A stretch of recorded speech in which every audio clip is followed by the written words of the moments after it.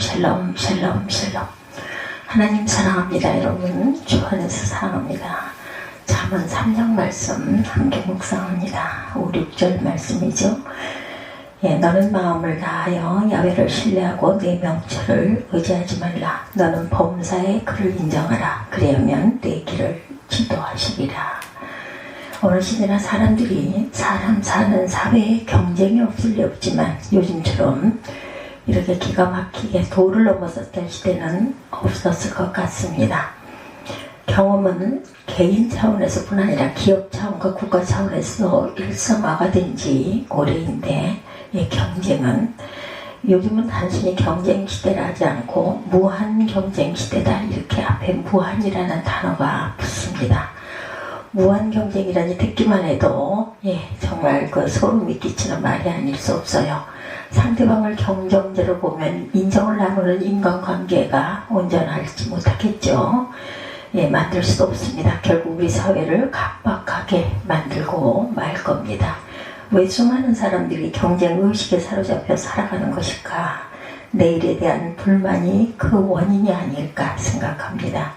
그러나 과도의 경쟁은 우리에게 심적, 육체적으로 막대한 부담을 줄 뿐만 아니라 국가의 미래를 위해서도 바람직하지 못하죠. 그렇다면 달리 뾰족한 방법이 있을까? 오늘 본문은 우리에게 너는 마음을 다하여 하나님을 신뢰하라 이렇게 말합니다. 첫 번째, 우리가 마음을 다하여 하나님을 신뢰하는 이유는 사람은 내일 일을 알지 못하기 때문이다. 미래사회에 대해서 연구하는 학문을 일컬어 미래학이다 이렇게 말을 하죠.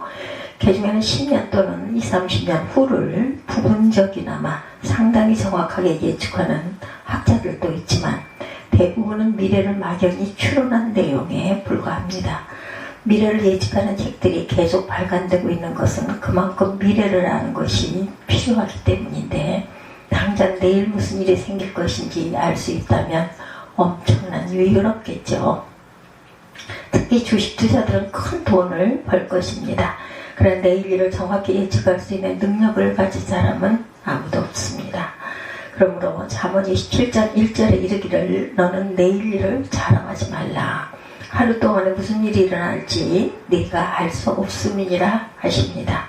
우리는 미국 명문대학에 입학 허가를 받고 준비 중이던 젊은이가 출국을 불과 며칠 앞두고 사고를 당해 꿈이 좌절되었다는 얘기를 듣기도 하고 또한 결혼 날짜를 받아놓은 처녀가 좀 더 예뻐지려고 성형 수술을 받다가 사고로 죽었다는 뉴스를 접할 때도 있어요. 그야말로 우리는 내일 일을 군사하고 오늘 하루 동안 무슨 일이 일어날는지 한치 앞을 모른다 이 말이 정말 실감이 나는 시대에 살고 있습니다. 누가복음 12장을 보면 한 사람이 예수님을 찾아와 말하기를 선생님 내 형을 명하여 유업을 나와 나누게 하소서 이렇게 말을 하는 부분이 있죠. 그러자 예수께서 말씀하시기를 누가 너를 너희의 재판장이냐 물건 나누는 자로 세웠느냐 하시고는 우리에게 이르시기를 모든 탐심을 물리치라 사람의 생명에 그 소유가 넉넉한데 있지 아니하니라 말씀합니다. 그러신 다음에 한 부자가 있었는데 그의 농사가 대풍이었다.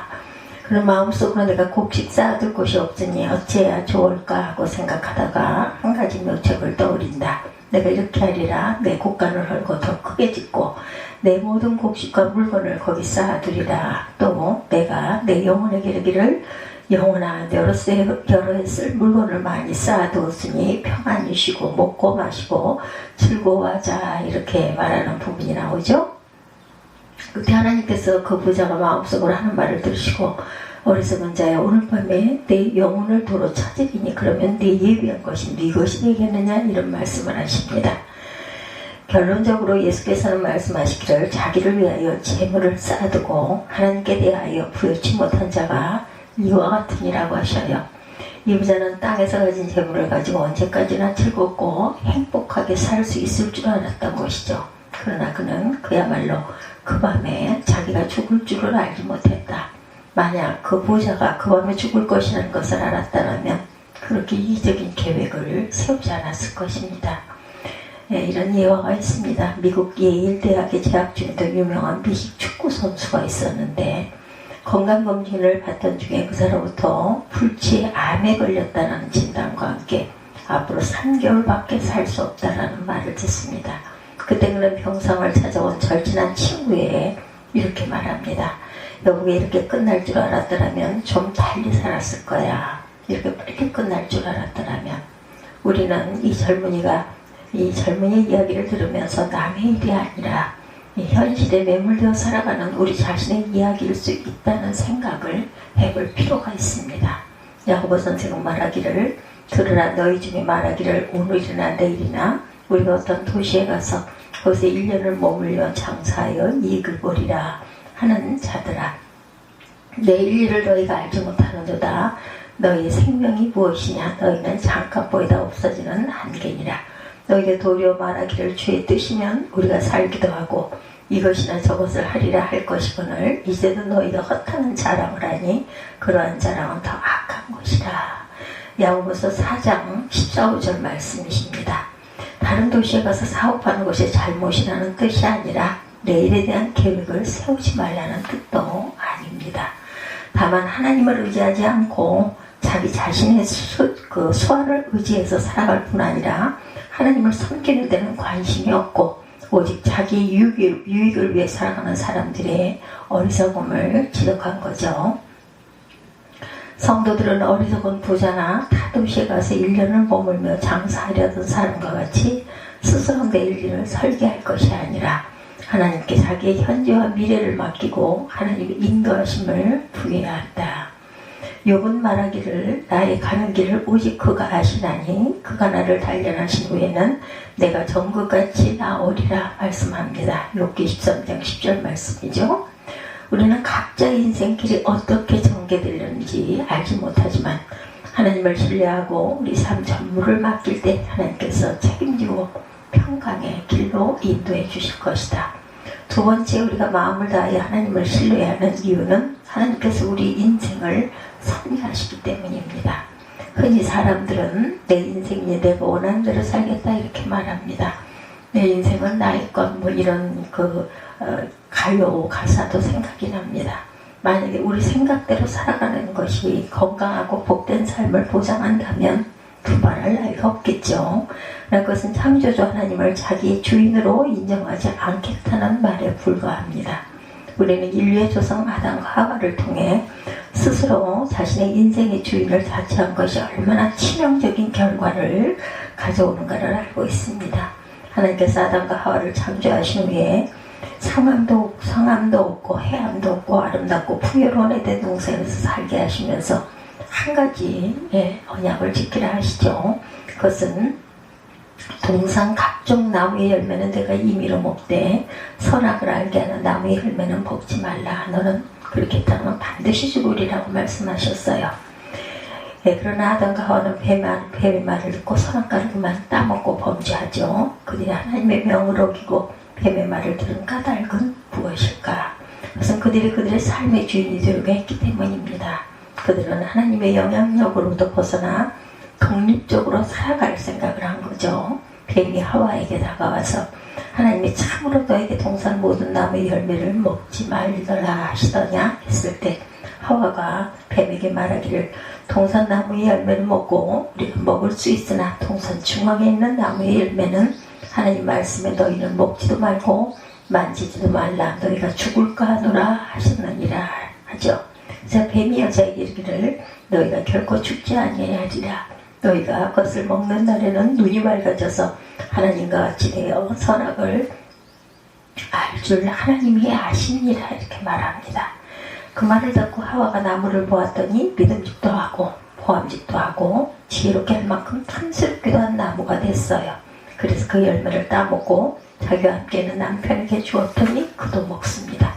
하나님의 명을 거역하고 선악과를 따먹은 결과는 너무도 비참했죠. 그들은 에덴 동산에서 쫓겨났고 이마에 땀을 흘리며 수고하는 인생을 살게 되었고 여자는 잉태하는 고통을 더하게 됩니다. 그뿐 아니라 인간의 삶 속에 사망과 저주가 들어오죠. 아담과 하와가 선악과를 따먹은 것은 그들이 뱀의 말을 믿고 하나님의 말씀을 의심했다는 것을 의미합니다. 어찌해서 뱀의 말을 하나님의 말씀보다 더 신용했을까? 그것은 그들의 삶의 주인 노릇을 하고 싶었기 때문이다.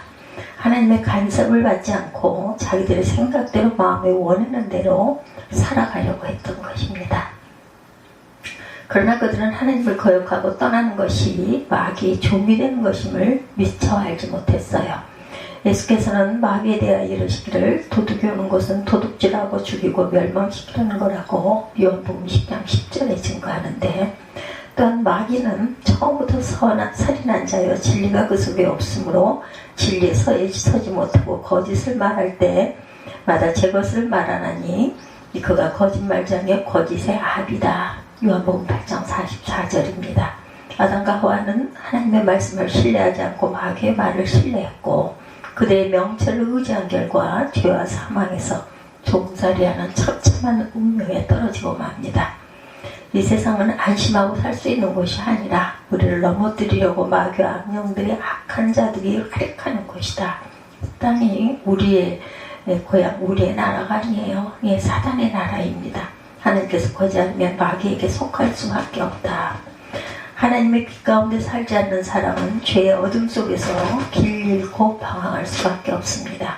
그러나 하나님을 신뢰하는 사람은 마귀의 꿰매 빠져 고생하지 않고 하나님의 섭리 가운데 은혜로운 인생을 살아갈 수가 있다는 거죠. 요셉의 생애는 하나님의 섭리가 얼마나 위대한지를 증거합니다. 요셉은 이복 형제의 미움을 받아서 이스마엘 성인들에게 노예로 팔리죠. 형들은 요셉이 애굽에 끌려가 평생 노예 생활을 하다가 죽을 줄 알았어요. 예, 요셉의 형편은 정말로 죽을 것 같은 그러한 지경에 처했죠. 노예가 도망치다 붙잡히면 죽음을 당할 수도 있으므로 목숨을 걸고 모험을 하는 것도 쉽지 않았을 것입니다. 그러나 요셉은 낙심하거나 절망하지 않습니다. 대신 자신의 운명을 하나님께 맡기고 하나님만 온전히 신뢰합니다. 요셉이 신뢰했던 형들은 그를 노예로 팔아먹었지만 하나님께서는 요셉의 신뢰를 저버리지 않으셨고 이 점이 하나님과 인간들의 차이점입니다.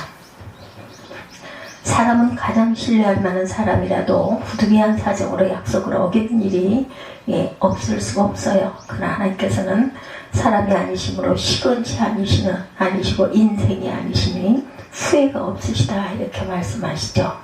요셉은 비록 애굽에 끌려가 노예가 되었으나 하나님의 신실하심을 알고 믿었고 요셉이 받았던 하나님은 증조 할아버지만 아브라함이 경외했던 하나님이시며 할아버지 이삭이 경외했던 하나님이시며 아버지 야곱이 경외했던 하나님이셨어요. 요셉은 아브라함과 이삭과 야곱의 생애를 섭리하셨던 바로 그 하나님께 자신의 일생을 내어 맡겼습니다. 그랬더니 하나님께서 그 선하신 뜻대로 요셉의 생애를 섭리하시죠. 그래 때가 되자 하나님께서 요셉으로 하여금 애굽왕 바로가 꾼 꿈을 해석할 기회를 주셨고 이 일로 노예 신분에서 이rak 애굽의 국무총리의 위치로 높여주셔서 7년 기근에서 온 천하 백성과 아버지 야곱과 형제들의 목숨을 구할 수가 있게 되죠. 그런즉 우리 모두도 하나님을 신뢰하고 우리의 모든 생애를 온전히 하나님께 맡기시기 바랍니다. 요셉처럼 하나님의 섭리 가운데 은혜롭게 생애를 살아가게 될 것입니다.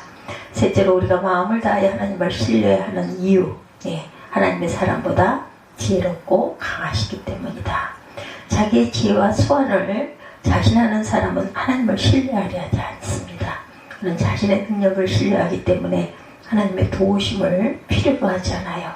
그들은 하나님을 믿은 사람들을 보고 약한 자요 겁쟁이라 이렇게 말하죠. 그러나 하나님을 신뢰하지 않고 인간을 신뢰하는 사람은 하나님의 뜻을 거역하는 죄를 범하게 되죠. 창세기 11장에 보면 대홍수 이후에 인류가 하나님을 반역했던 사건에 대해서 증거합니다. 그 당시에 세상에 언어가 하나뿐이어서 인류가 같은 말을 썼는데 사람들이 동방으로 옮기다가 신할 평지를 만나 거기 머물며 한 가지 큰 일을 시작하죠. 그것은 그곳에 큰 도시를 건설하고 배를 쌓아 꼭대기가 하늘에 닿게 하자. 온 땅에 흩어짐을 면하고 그들의 이름을 내려고 합니다.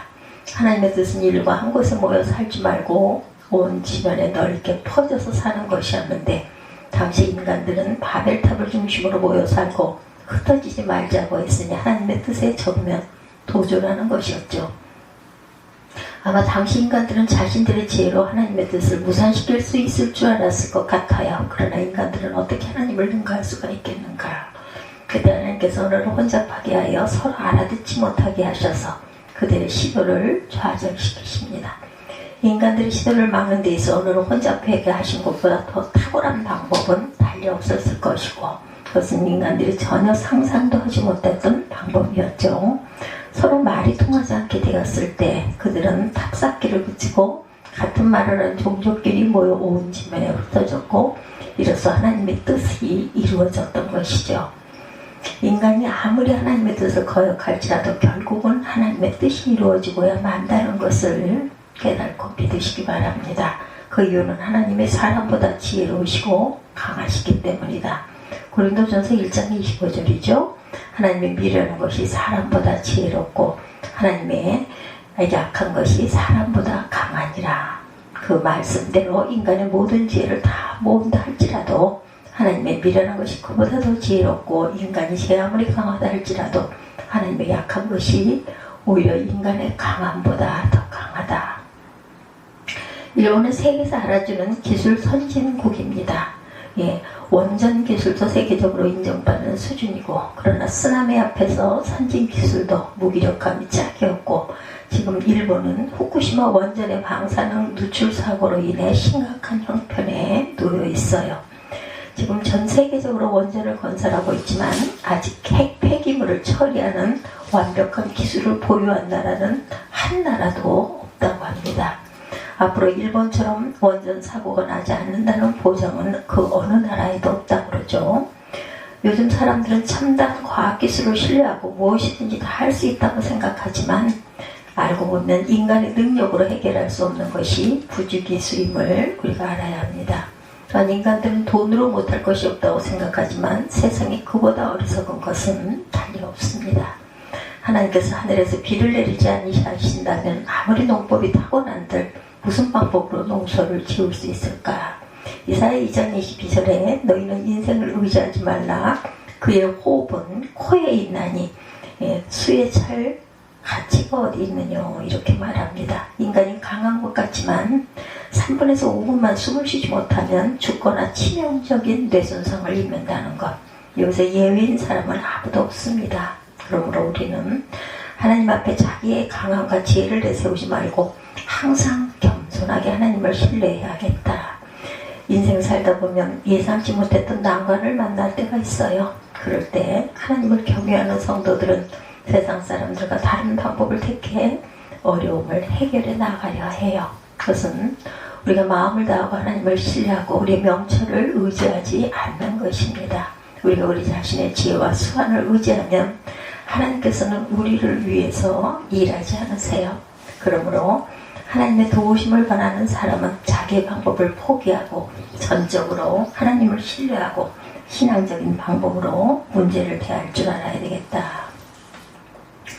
하나님께서는 무슨 일을 하시든지 언제나 우리의 상상과 예측을 초월하는 방법으로 일하신다는 것, 더구나 전능하심으로 불가능이 있을 리가 없습니다. 우리의 생각으로 불가능할지라도 하나님께서는 얼마든지 해결하실 수가 있다. 이스라엘 자손이 출애굽할 때 구름기둥과 불기둥으로 인도를 따라 행진하다 보니 홍해가에 당도합니다.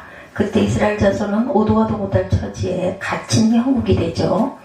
애굽의 국경 수비대가 이 사실을 바로에게 보고하니 바로가 특별 병거 600승과 애굽의 모든 마병을 이끌고 추격해 옵니다. 앞은 홍해가 가로막혀 있고 뒤에는 애굽의 마병이 달려들어요. 바다에 빠져 죽든지 다시 애굽으로 끌려가 종살이라든지 양자택일의 기회밖에 없습니다. 이에 이스라엘 자손은 심히 두려워하여 하나님께 부르짖고 모세를 원망하죠. 애굽에 외장지가 없으므로 당신이 우리를 이끌어내어 이 광야에서 죽게 하느냐? 어찌하여 당신이 우리를 애굽에서 끌어내어 이같이 우리에게 하느냐? 우리가 애굽에서 당신에게 고한 말이 이것이 아니고 이러기를 우리를 버려두라. 우리가 애굽 사람을 섬길 것을 하지 아니하더냐? 애굽 사람을 섬기는 것이 광야에서 죽는 것보다 낫겠노라. 이렇게 원망합니다. 모세는 하나님을 전적으로 신뢰했기 때문에 담대히 백성에게 너희는 두려워 말고 가만히 서서 야훼의 손을 날 너희를 위해 행하시는 구원을 보라. 너희가 오늘 본 애굽 사람을 또다시 영원히 보지 못하리라. 야훼께서 너희를 위하여 싸우시리니 너희는 가만히 있을지니라. 이렇게 말합니다.